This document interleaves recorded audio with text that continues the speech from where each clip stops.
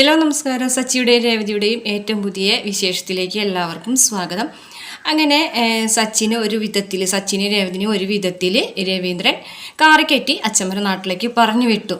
ഇനിയിപ്പോൾ എന്തായാലും അവരവിടെ ചെന്നിട്ട് നല്ല സ്നേഹമൊക്കെ ആവുന്നുള്ളൊരു പ്രതീക്ഷയിൽ പറഞ്ഞു വിടാണ്. അങ്ങനെ അതിനുശേഷം അച്ഛമ്മയ്ക്ക് ഫോൺ വിളിക്കുകയാണ് കേട്ടോ. എന്നിട്ട് അമ്മനോട് പറയാണ്, അമ്മേ അവർ രണ്ടുപേരും അങ്ങോട്ട് പോന്നിട്ടുണ്ട്, എന്താവും എന്ന് എനിക്കറിയില്ല, രണ്ടാളും കീരിയും പാമ്പും പോലെയാണ്, എപ്പോഴെപ്പോഴും വഴക്ക് തന്നെയാണ്. അപ്പോൾ എനിക്കൊരു സമാധാനമില്ല രണ്ടുപേരെ അങ്ങോട്ട് അയച്ചിട്ടുണ്ടെങ്കിലും കൂടി എന്നൊക്കെ പറയുമ്പോൾ അച്ഛമ്മ പറയുന്നുണ്ട്, നീ ഒരു കാരണവശാലും പേടിക്കേണ്ട കാര്യമില്ല, അവരിങ്ങോട്ട് വന്നതുപോലെ ആയിരിക്കില്ല തിരിച്ച് വീട്ടിലേക്ക് പോകുന്നത്. അപ്പോൾ അതുകൊണ്ട് നീ ഒരു കാര്യത്തിലും വിഷമിക്കേണ്ട കാര്യമില്ല, നല്ല സ്നേഹത്തോട് കൂടിയിട്ടായിരിക്കും അവരങ്ങോട്ട് തിരിച്ചു വരാമെന്ന് പറയാണ് കേട്ടോ. അപ്പോൾ രവീന്ദ്രൻ്റെ സന്തോഷമാവണം, അങ്ങനെ ആയാൽ മതിയായിരുന്നു അമ്മ, എനിക്ക് അവരെക്കുറിച്ച് ആലോചിച്ചിട്ട് ഭയങ്കര ടെൻഷനാണെന്നൊക്കെ രവീന്ദ്രൻ പറയാണ്. അപ്പോൾ അച്ഛമ്മ വാക്ക് കൊടുക്കുകയാണ്, അവർ രണ്ടുപേരും നല്ല സ്നേഹത്തിൽ തന്നെ തിരിച്ചു വരുന്നു. ഇതേ സമയം സച്ചിയും അവരോടൊന്നും ഇല്ലാത്ത സമയം നോക്കിയിട്ട് ചന്ദ്രമതി വീടിൻ്റെ ആധാരം എടുത്തിട്ട് രവീന്ദ്രൻ കാണാതെ പോകുകയാണ് കേട്ടോ. പച്ചക്കറി സാധനങ്ങളൊക്കെ വാങ്ങിക്കാനുണ്ടെന്ന് പറഞ്ഞിട്ട് പോകുകയാണ്. അപ്പോൾ രവീന്ദ്രൻ പറഞ്ഞിട്ട് പച്ചക്കറി സാധനങ്ങളൊക്കെ രേവതി ഇവിടെ എടുത്തു വെച്ചിട്ടുണ്ടെന്ന് പറഞ്ഞല്ലോ, വാങ്ങിച്ചു വെച്ചിട്ടുണ്ട്, അത് കുറച്ച് മാത്രമേ വാങ്ങിച്ചു വെച്ചിട്ടുള്ളൂ, അവൾക്ക് ഇഷ്ടമുള്ളത് മാത്രം വാങ്ങിച്ചാൽ മതി. ഇന്നിപ്പോൾ ശ്രീ വരുന്നതല്ലേ, അതുകൊണ്ട് അവൻ ഇഷ്ടപ്പെട്ട സാധനം കൂടെ ഉണ്ടാക്കണ്ടേ, അപ്പോൾ ഞാൻ കുറച്ച് സാധനങ്ങളൊക്കെ വാങ്ങിച്ചിട്ട് വരാമെന്ന് പറഞ്ഞിട്ട് ആധാരം എടുത്തിട്ട് ചന്ദ്രമതി പോകുകയാണ് കേട്ടോ. വീട്ടിൽ നിന്ന് നേരെ ബാമൻ്റെ അടുത്തേക്ക് പോകുകയാണ്. ബാമൻ്റെ അടുത്ത് പോയിട്ട് ബാമനെയും കൂട്ടിയിട്ട് ആ പലിശക്കാരുടെ അടുത്ത് പോയിട്ട് പറഞ്ഞ 10 ലക്ഷം രൂപ വാങ്ങുകയാണ്. ഇതേ സമയം ശ്രുതിനെ വിളിച്ചിട്ട് ആ ഒരു സ്ഥലത്തേക്ക് വരാൻ പറയാനുണ്ട്. ഈ ഒരു 10 ലക്ഷത്തിൻ്റെ ആ ഒരു പൈസ ശ്രുതിക്ക് കൊടുക്കുകയാണ് കേട്ടോ. എന്നിട്ട് ശ്രുതിനോട് എത്രയും പെട്ടെന്ന് തന്നെ ബ്യൂട്ടി പാർലറൊക്കെ തുടങ്ങാൻ പറയുന്നുണ്ട്.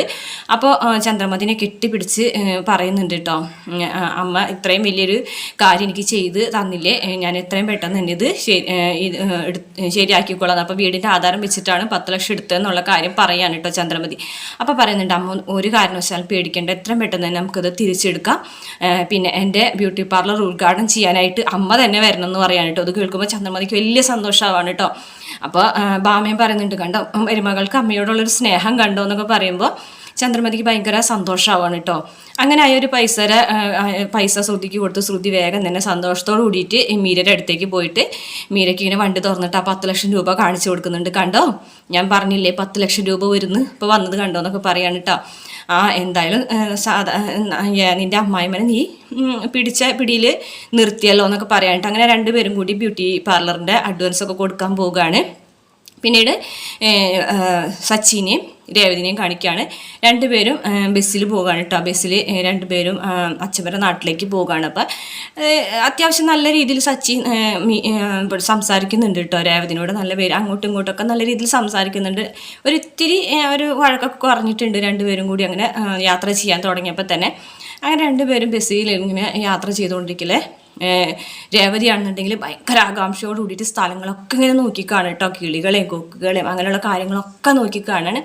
അപ്പോൾ സച്ചിക്ക് ഇങ്ങനെ അത്ഭുതമാവാണ് കേട്ടോ. ഇതെന്താ ഇങ്ങനെ ഈ കൊച്ചു കുട്ടികളെ പോലെ കുറേ സാധനങ്ങൾ അത് കണ്ട് ഇത് കണ്ടെന്നൊക്കെ പറയണേന്നൊക്കെ പറയാൻ കേട്ടോ. അപ്പോൾ ചോദിക്കുകയാണ് കേട്ടോ സച്ചി, നീ എന്തെങ്ങനെ ആകാംക്ഷയോട് കൂടിയിട്ട് സ്ഥലങ്ങളൊക്കെ നോക്കുന്നത്, നീ ഇതിനു മുമ്പ് ഇതൊന്നും കണ്ടിട്ടില്ലേന്ന് ചോദിക്കുകയാണ് കേട്ടോ. അപ്പോൾ രേവതി പറയുന്നുണ്ടില്ല, ഞാനിതൊന്നും കണ്ടിട്ടില്ല, ഞാൻ ആദ്യമായിട്ടാണ് നമ്മുടെ നാട് വിട്ട് പുറത്തേക്ക് പോകുന്നതെന്ന് പറയുമ്പോൾ സച്ചിക്ക് അത്ഭുതമാവാണ് കേട്ടോ. സച്ചി ചോദിക്കുന്നുണ്ട്, ആദ്യമായിട്ടാണോ നീ ഇതുപോലുള്ള സ്ഥലത്തേക്കൊക്കെ പോകുന്നതെന്ന് ചോദിക്കുകയാണ് കേട്ടോ. ഞാൻ ആദ്യമായിട്ടാണ് പോകുന്നത്, സ്കൂളിൽ നിന്ന് ടൂർ പോകുന്ന സമയത്തൊന്നും ഞാൻ പോയിട്ടില്ല, പൈസ ഇല്ലാത്തതുകൊണ്ട് തന്നെ ഞാനത് വീട്ടിൽ പറയാറ് പോലും ഇല്ല എന്നൊക്കെ പറയും കേട്ടോ. അപ്പോൾ സച്ചിക്ക് ഇങ്ങനെ ഒരു വിഷമമൊക്കെ പോലെ തോന്നുന്നുണ്ട് കേട്ടോ. അപ്പോൾ സച്ചി പറയുന്നുണ്ട്, ഇനിയിപ്പോൾ എന്തായാലും അച്ഛമ്മയുടെ നാട്ടിൽ ചെന്നിട്ട് നമുക്ക് ഒരുപാട് സ്ഥലങ്ങളൊക്കെ കാണാം, നല്ല സ്ഥലമാണ്, പുഴകളും തോടുകളും വയലുകളും ഒക്കെയുള്ള നല്ല പച്ചപ്പുള്ളൊരു സ്ഥലമാണ്, അപ്പോൾ ഒരുപാട് കാണാനുണ്ട്, മീൻ പിടിക്കാൻ പോകാറുണ്ട് എന്നൊക്കെ പറയും കേട്ടോ. അപ്പോൾ സച്ചിനോട് നിങ്ങൾ മീൻ പിടിക്കാൻ പോകാറുണ്ടോ എന്ന് ചോദിക്കുമ്പോൾ ഞാൻ മീൻ പിടിക്കാനൊക്കെ പോകാറുണ്ടെന്നൊക്കെ പറയും കേട്ടോ. അപ്പോൾ നിനക്ക് ഞാൻ പഠിപ്പിച്ചു തരാം മീൻ എങ്ങനെ പിടിക്കുന്നതൊക്കെ പറയുന്നുണ്ട്. പിന്നെ അതുപോലെ തന്നെ എല്ലാ സ്ഥലങ്ങളും നമുക്ക് നടന്ന് കാണാട്ടാന്നൊക്കെ പറയുന്നുണ്ട് കേട്ടോ. അപ്പോൾ രേവതിക്ക് ഭയങ്കര സന്തോഷമാവാണ്, സച്ചി തന്നെയാണോ ഈ പറയുന്നതെന്നൊക്കെ അങ്ങനെ ആലോചിക്കുകയാണ് കേട്ടോ. അങ്ങനെ ഒരുപാട് ദൂരം അങ്ങനെ ചെന്ന് പോയി കഴിയുമ്പോഴാണ് സച്ചിയുടെ തോളിലേക്ക് ചാരിയിട്ട് രേവതി ഇങ്ങനെ ഉറങ്ങാണ് കേട്ടോ. ഉറങ്ങുന്ന സമയത്ത് പെട്ടെന്ന് ഒരു ഇറിറ്റേഷൻ പോലെ തോന്നാൻ കേട്ടോ. സച്ചി ഇങ്ങനെ ഒരു പെണ്ണ് തൻ്റെ മേത്ത് ചാരി കിടന്ന് ഉറങ്ങുമ്പോൾ സച്ചിക്ക് അതൊരു ബുദ്ധിമുട്ട് പോലെ തോന്നുകയാണ്. സച്ചി പതുക്കനെ ഇങ്ങനെ കൈവച്ചിട്ടൊക്കെ എഴുന്നേൽപ്പിക്കാൻ നോക്കുന്നുണ്ട്. പക്ഷേ നല്ല ഉറക്കമാണ് കേട്ടോ രേവതി. അങ്ങനെ ഉറങ്ങുന്ന സമയത്ത് പെട്ടെന്ന് എങ്ങനെ എഴുന്നേൽപ്പിക്കുമോ സച്ചിക്ക് ഇങ്ങനെ ഇരിക്കാൻ പറ്റുന്നില്ല. രേവതി ഇങ്ങനെ തോളിൽ ചാരി കിടക്കുന്നതുകൊണ്ട് തന്നെ അങ്ങനെ പെട്ടെന്നൊരു സ്ത്രീ വരികയാണ് കേട്ടോ. ഒരു സ്ത്രീ വരുന്ന സമയത്ത് ചാടി എഴുന്നേൽക്കാണ് സച്ചി. ഇത് അയ്യോ ഇവിടെ ഇരുന്നോ എന്ന് പറഞ്ഞിട്ട് ചാടി എഴുന്നേൽക്കാണ് കേട്ടോ. അപ്പോൾ ആശ്രയിക്കുകയാണെന്നുണ്ടെങ്കിൽ വേറെ ആരും സീറ്റ് കൊടുത്തില്ല, സച്ചിന് സീറ്റ് കൊടുത്തത്. അപ്പോൾ മോനെ ദൈവം രക്ഷിക്കും, ഇത്രയും ഇവിടെ വന്നിട്ട് ഒരാൾ പോലും എനിക്ക് സീറ്റ് തന്നില്ല, മോനെ എഴുന്നേറ്റ് തന്നല്ലോ എന്ന് പറയാൻ കേട്ടോ. രേവതിക്കാണെന്നുണ്ടെങ്കിൽ കാര്യം മനസ്സിലായി, താൻ തോളി ചാരി കിടന്ന് ഉറങ്ങിയത് കൊണ്ടാണ് ചാടി എഴുന്നേറ്റുള്ളത്. അതുകൊണ്ട് രേവതി ദേഷ്യത്തോട് കൂടിയിട്ട് ഇങ്ങനെ കണ്ണൊക്കെ ഉരുട്ടി നോക്കുകയാണ് കേട്ടോ സച്ചിനെ. സച്ചിക്ക് മനസ്സിലായി, രേവതിക്ക് മനസ്സിലായി താൻ രക്ഷപ്പെട്ടതാണെന്നുള്ള കാര്യം കേട്ടോ. അങ്ങനെ രണ്ടുപേരും അങ്ങനെ ഒരു ഇതിൽ പോകുകയാണ്. സച്ചി നിൽക്കുകയാണ്, രേവതി ഇങ്ങനെ ഇരിക്കുകയാണ് കേട്ടോ. അങ്ങനെ കുറേ നേരം കഴിയുമ്പോൾ ഇങ്ങനെ സച്ചിക്ക് പരിചയമുള്ള ആൾക്കാരൊക്കെ വരുന്നുണ്ട്. അപ്പോൾ ഇങ്ങനെ ഓരോ വർത്തമാനങ്ങളൊക്കെ പറയുന്നുണ്ട്. അപ്പോൾ ഇങ്ങനെ ആരാണെന്ന് ചോദിക്കുമ്പോൾ ഭാര്യയാണെന്ന് സച്ചി ഇങ്ങനെ അങ്ങനെ അങ്ങോട്ട് ഇട്ട് പറയുന്നില്ല കേട്ടോ. അപ്പം അവരിങ്ങോട്ട് ചോദിക്കും കല്യാണം കഴിഞ്ഞു എന്ന് പറഞ്ഞല്ലോ. അപ്പോൾ ഭാര്യയാണോ എന്ന് ചോദിക്കുമ്പോൾ മാത്രം എന്ന് പറയുന്നുള്ളൂ, അല്ലാണ്ട് ഇതെൻ്റെ ഭാര്യയാണെന്ന് പറഞ്ഞിട്ട് സച്ചി അങ്ങനെ പരിചയപ്പെടുത്തുന്നൊന്നുമില്ല കേട്ടോ.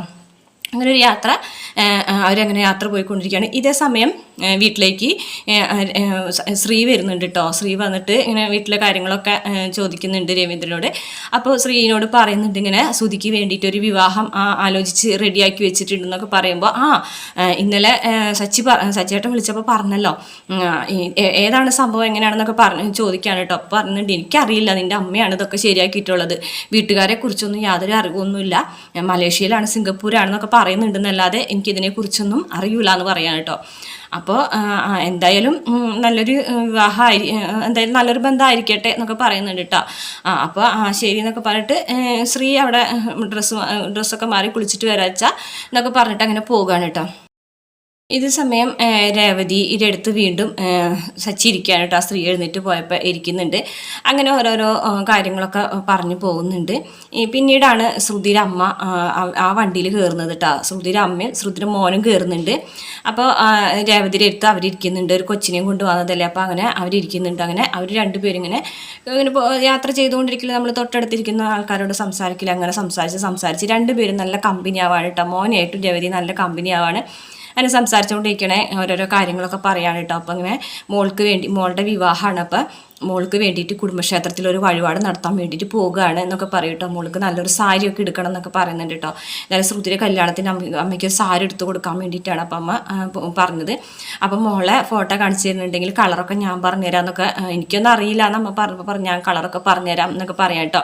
അങ്ങനെ ശ്രുതിയുടെ ഫോട്ടോ കാണിച്ചു കൊടുക്കാനായിട്ട് ഫോട്ടോ എടുക്കുന്നുണ്ട് കേട്ടോ. പക്ഷേ മൊബൈലിൽ ഫോട്ടോ കാണിച്ചു കൊടുക്കാൻ വേണ്ടിയിട്ട് എടുക്കുമ്പോഴത്തേനും പെട്ടെന്ന് ബസ്സൊക്കെ ഇങ്ങനെ ബ്രേക്ക് ഡൗൺ ആയിട്ട് പെട്ടെന്ന് ബ്രേക്ക് പിടിക്കും ഫോൺ താഴത്ത് വീണ് സ്വിച്ച് ഓഫ് ആവാണ്ട്. അപ്പം അങ്ങനെ ഒരു ഫോട്ടോ കാണിച്ചു കൊടുക്കാനായിട്ട് പറ്റുന്നില്ല. ഇത് ശ്രുതിയുടെ മോനാണെന്നുള്ള കാര്യമൊന്നും അവർക്ക് അറിയുന്നില്ല. അപ്പം രേവതിയുടെ അച്ഛമ്മര ഒരു സ്ഥലത്ത് തന്നെയാണ് ശ്രുതിയുടെ അമ്മരെയും അതുപോലെ തന്നെ ശ്രുതിയുടെ മോൻ്റെ ഒക്കെ അവരെ തറവാട് വീടും തറവാട്ടമ്പലമൊക്കെ. അപ്പം അങ്ങനെ അവർ രണ്ടുപേരും നല്ല കമ്പനി ആയിട്ടാണ് കേട്ടോ പോകുന്നത്. അങ്ങനെ ഇന്നത്തെ എപ്പിസോഡിലെ വിശേഷങ്ങൾ ഇത്രയൊക്കെയാണ് കേട്ടോ. രേവതിയും സച്ചിയും കൂടെ ഒക്കെ അച്ഛമ്മരെ നാട്ടിലേക്ക് എത്തുന്നതും അതുപോലെ തന്നെ ചന്ദ്രമതി ആധാരം പണം വെച്ച് കാശ് കൊടുക്കുന്നതൊക്കെ ആയിട്ടുള്ള ഭാഗങ്ങളാണ് ഇന്നത്തെ എപ്പിസോഡിലുള്ളത്. അപ്പം എന്തായാലും ഈ വീഡിയോ നിങ്ങൾക്ക് ഇഷ്ടപ്പെട്ടിട്ടുണ്ടെങ്കിൽ ഈ വിശേഷങ്ങൾ ഇനി രേവതിയുടെ സച്ചിൻ്റെ വിശേഷങ്ങൾ ഇനിയും നിങ്ങൾക്ക് അറിയാൻ ആഗ്രഹമുണ്ടെങ്കിൽ മറക്കാതെ ഈ ചാനലൊന്ന് സബ്സ്ക്രൈബ് ചെയ്ത് സപ്പോർട്ട് ചെയ്യണം കേട്ടോ.